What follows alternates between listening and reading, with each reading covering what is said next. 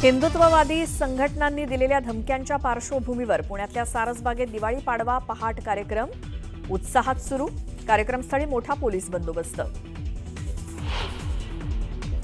पुण्यातील जैन बोर्डिंगचा व्यवहार पूर्णपणे रद्द करा. मुरलीधर मोहोळांबद्दल अजूनही संशय कायम असं म्हणत मोहोळांना चितपट करण्याचा राजू शेट्टींचा इशारा.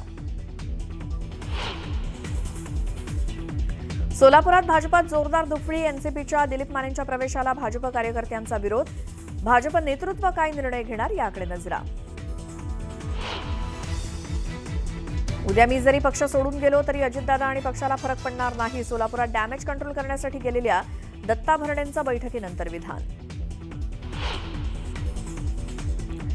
मराठा आरक्षणानंतर आता शेतकऱ्यांसाठी मनोज जरांगे उतरणार मैदानात. शेतकऱ्यांसाठीच्या आंदोलनाची तारीख लवकरच जाहीर करणार असल्याचा इशारा.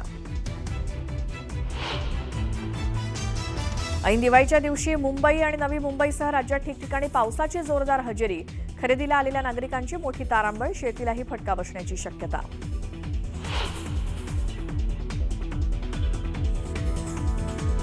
भारत आणि अफगाणिस्तान दरम्यान राजकीय संबंध प्रस्थापित. काबूलमधील कार्यालयाला भारतानं अधिकृतपणे दिला भारतीय दूतावासाचा दर्जा.